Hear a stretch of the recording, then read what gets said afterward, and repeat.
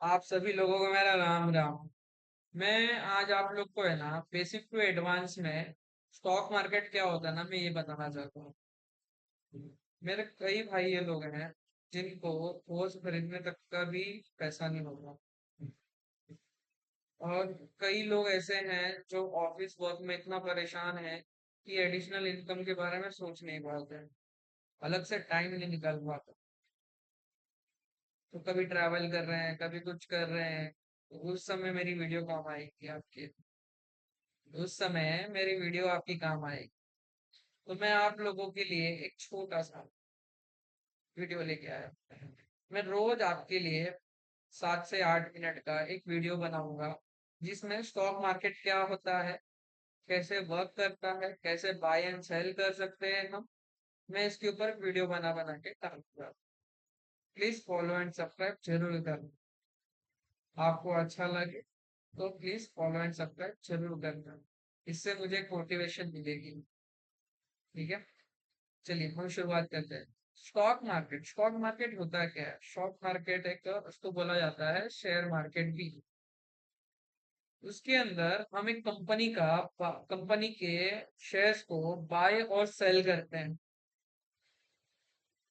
मान लो किसी कंपनी का परफॉर्मेंस बहुत अच्छा हो रहा है और आपने उसी समय उसका शेयर्स को बाय कर लिया, और कुछ दिन बाद या उसी दिन शाम तक में आपको प्रॉफिट अच्छा खासा मिल गया, तो आप उसमें से निकल जाओगे।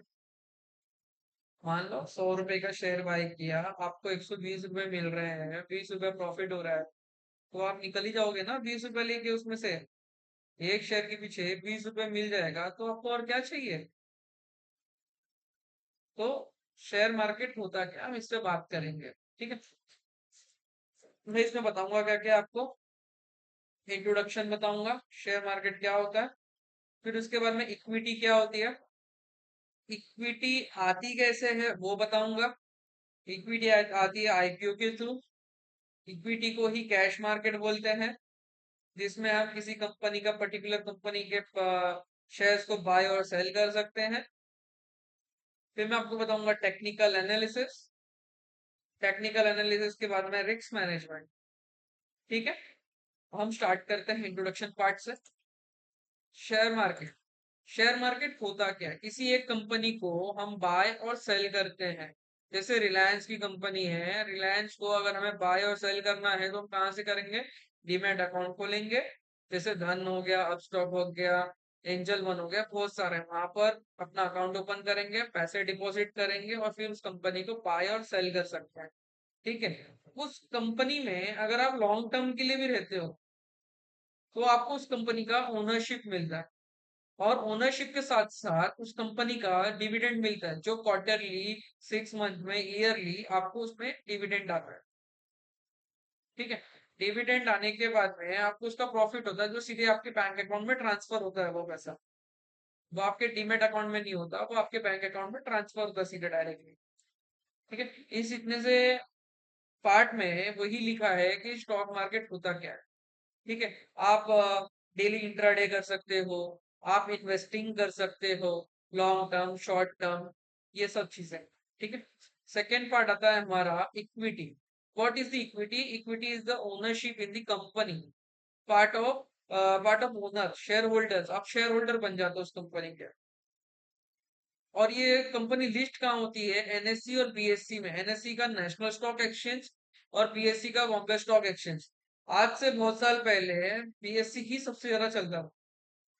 अब कुछ टाइम से एनएससी में बहुत सारे वॉल्यूम्स आ गए। ठीक है, और अभी तक कम से कम 3000 प्लस स्टॉक्स है। आप कौन से स्टॉक्स में ट्रेड करोगे वो भी मैं बताऊंगा, कैसे करोगे वो भी मैं बताऊंगा। आपको सिर्फ इस वीडियो में बने रहना है और थोड़ी सी प्रैक्टिस की नीड है। आप दिन का आधा एक घंटा निकाल के इस पे प्रैक्टिस करोगे तो आप एक सक्सेसफुल ट्रेडर बन सकते हो। ठीक है, मैं इसके अंदर अभी क्या बताएंगे अपन, types of equity shares. Types of क्या? कॉमन शेयर्स होते हैं, प्रेफरेंस शेयर्स होते हैं। बेनिफिट्स ऑफ इक्विटी क्या होता है? Capital appreciation. अगर आप बाय करते हो और मार्क मान लो 100 रुपए बाय कर लिया आपने, 20 रुपए बढ़ गया तो आपको एप्रिसिएशन मिला, 20 रुपए का प्रॉफिट हुआ आपको। ठीक है। कॉमन शेयर्स ऑर्डिनरी में है, मतलब आपको वोटिंग राइट्स मिलती है। आप किसी कंपनी का शेयर्स ले लिया तो आपको इनविटेशन आएगा कि हमारी कंपनी में मीटिंग्स है, जनरल बोर्ड्स ऑफ मीटिंग्स है, आप यहाँ पर वोटा करो आके।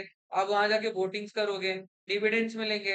हाई रिस्क होता है, हाई रिटर्न्स भी होता है। आप किसी स्टॉक्स को बाय करोगे तो वो ये तो लॉस भी दे सकता है या तो प्रॉफिट भी दे सकता है। तो उसको एकदम सिस्टम से कैसे काम करना है वो सब मैं इसी तरीके से आपको बताऊंगा, सबसे इसी तरीके में। ठीक है। कैपिटल एप्रिसिएशन हो गया, डिविडेंड मैंने बताया कि प्रॉफिट शेयरिंग होता है, कंपनी को बेनिफिट्स हो गया, कंपनी को किसी प्रोजेक्ट में बहुत अच्छा प्रॉफिट हो गया, मुनाफा हो गया, तो उधर आपको उसमें से वो कुछ डिविडेंड्स देते हैं। आपके अकाउंट्स में डायरेक्ट वो पैसा जाता है, आपके डीमेट अकाउंट में नहीं जाता, आपके शेयर में, शेयर होल्डर्स में नहीं जाता।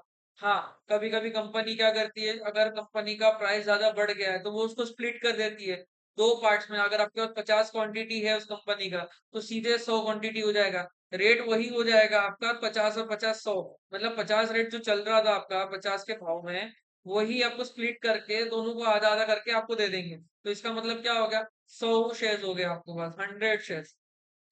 ठीक है।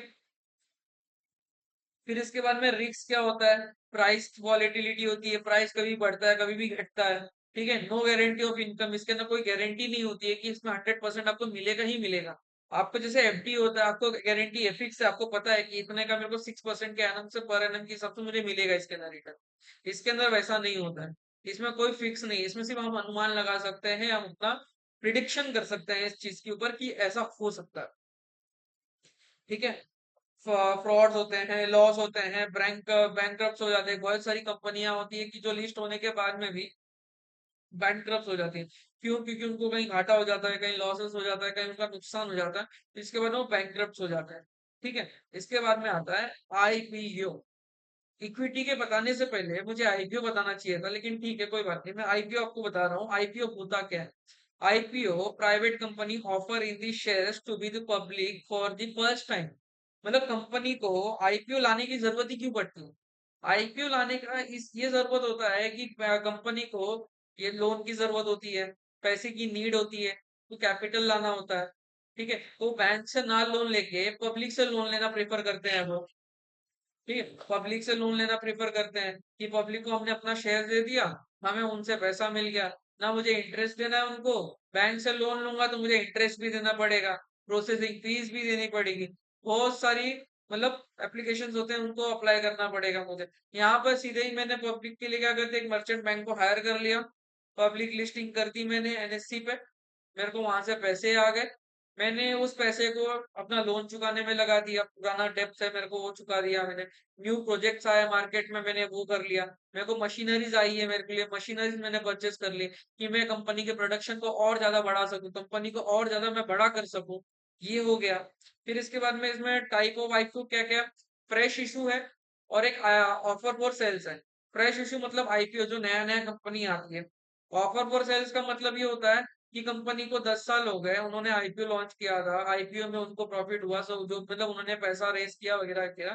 फिर इसके बाद में उनको पैसे की और नीड पड़ती है, तो उनकी जो एग्जिस्टिंग जो मतलब उनके प्रोमोटर्स, मेन प्रोमोटर्स होते हैं ना, उसमें से 5-10% के शेयर शेयर बाहर निकालते हैं और उसको वापस से लिस्ट करते हैं कि और नए लोग एड ऑन हो जाओ, और नए लोग ऐड ऑन हो जाओ इस चीज के अंदर। तो इससे क्या होता है, उनको और पैसे पैसे मिल जाते हैं इसके अंदर। ठीक है। फिर इसके अंदर आईपीओ का जो प्रोसेस है वो प्रोसेस क्या है पता है क्या? Company hiring the investor, investment banking merchant bankers to manage the IPO. जैसे मैंने बताया कि मर्चेंट बैंक को वो लोग हायर करते हैं कंपनी कि भाई हमारा रिपोर्ट सारा चेक करो, हमें लिस्टिंग के लिए हेल्प करो। तो उसके लिए वो उनको चार्ज पे करती है। ठीक है। सेबी अप्रूवल लेती है उनसे, प्राइस बैंड फिक्स करती है कंपनी का कि किस रेट पे आपका एक्सचेंज पे प्राइस खुलना चाहिए। प्राइस रेट बनाती है, उनका फिक्स रेट एक बनाती है। ठीक है। सब्सक्रिप्शन होता है उसके अंदर, एक अंडर सब्सक्रिप्शन होता है, एक ओवर सब्सक्रिप्शन होता है। अंडर सब्सक्रिप्शन का मतलब ये होता है कि उसके अंदर अप्लाई तो किया लोगों ने, लेकिन जितना करना चाहिए था उतना नहीं आया एप्लीकेशन। तो इससे क्या होता है, उन जितना आया है उन सबको अलॉटमेंट मिल जाता है। और ओवर सब्सक्रिप्शन का मतलब ये होता है कि 100 एप्लीकेशन आने चाहिए थे, आ गए 200 एप्लीकेशन। तब कंपनी उसमें से लॉटरी सिस्टम के हिसाब से रैंडमली चूज करती है 100 लोगों को और उनको अलॉट करती है। ठीक है। फिर ये पार्ट हो गया प्राइमरी मार्केट का। अगर जिनको इसमें स्टॉक्स में नहीं मिल पाता है, स्टॉक्स नहीं मिल पाता है, आईपीओ अलॉटमेंट नहीं मिल पाता है, वो सेकेंडरी मार्केट से जाके परचेस करते हैं। सेकेंडरी मार्केट का मतलब ये होता है कि जब आईपीओ का एक टाइम पीरियड होता है 3 दिन के अंदर अलॉट, 3 दिन के अंदर अप्लाई करना। इसके बाद में जिसका अप्लाई नहीं होता उनका पैसा रिफंड हो जाता है। लेकिन आपको 3 दिन के लिए आपका मनी को यहाँ स्टक करना पड़ता है। जैसे 15,000 20,000 रुपए का जो ब्रांड है, उसमें एक लॉट साइज आता है, 10 का शेयर है, 15 का शेयर है। वो लॉट साइज के हिसाब से इसमें बाय करना पड़ता है। इसके अंदर आप 1 लॉट लोगे, 2 लॉट लोगे, 3 लॉट लोगे, उतना प्राइस आपका 3 से 4 दिन के लिए होल्ड हो जाता है। अगर आपको अलॉटमेंट मिलती है तो आपको पैसा रिफंड नहीं होगा।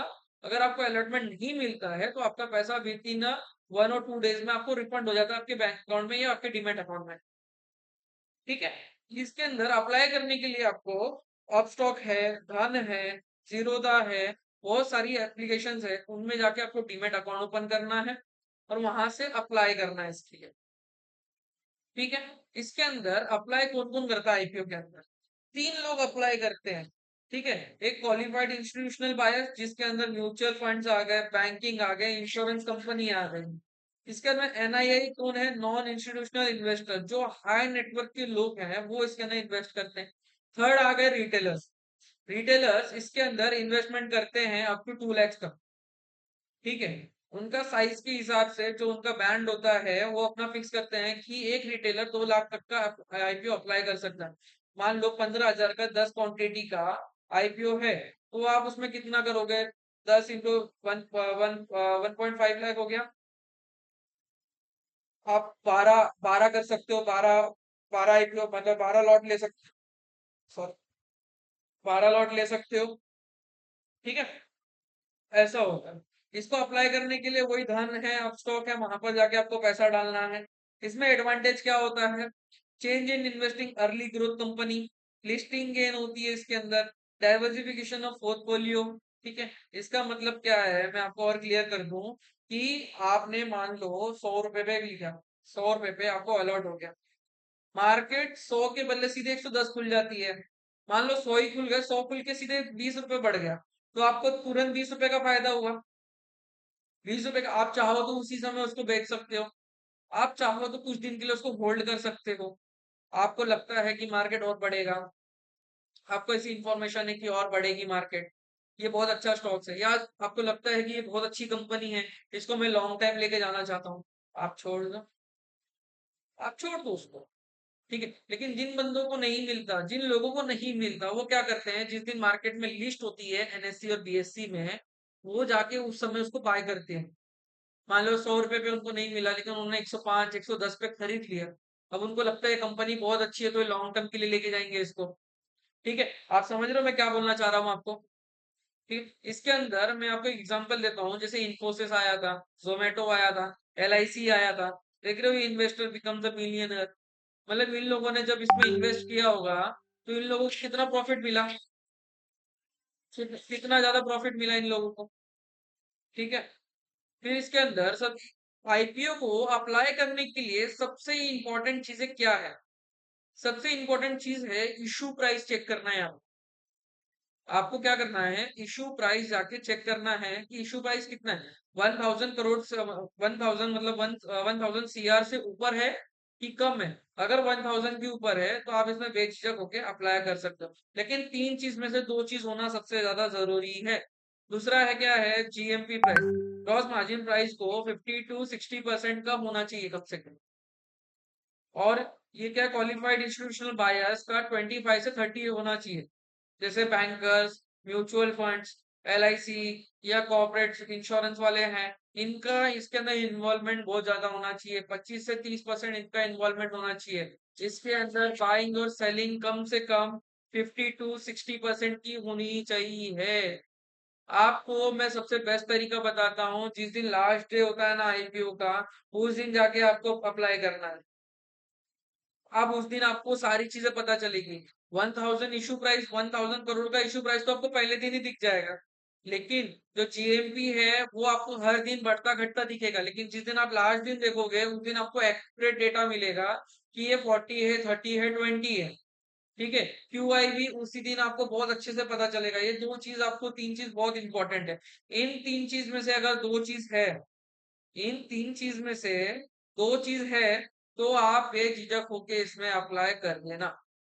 मतलब 80% टेंशन नहीं होता है। आप तुरंत पाए, तुरंत आपको अलॉटमेंट मिली, आपको जिस दिन मार्केट में लिस्ट हो गई सेकेंडरी मार्केट में, उसी दिन 5-10 रुपए का प्रॉफिट देख के इसको सेल कर देना।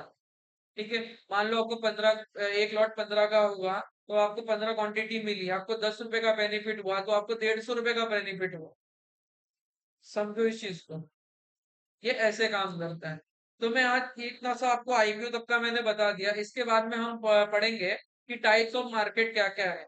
इक्विटी मार्केट में कौन सी तरीके से हम ट्रेडिंग कर सकते हैं, कैसे कैसे हम इंट्राडे करना है, स्विंग करना है, या लॉन्ग टर्म के लिए इन्वेस्ट करना है, ये सारी चीजें मैं आपको बताऊंगा। बेकायदा चार्ट पे ड्रॉ करके बताऊंगा और अच्छे से समझा के बताऊंगा। फॉलो एंड सब्सक्राइब जरूर करना। मिलते हैं नेक्स्ट वीडियो में।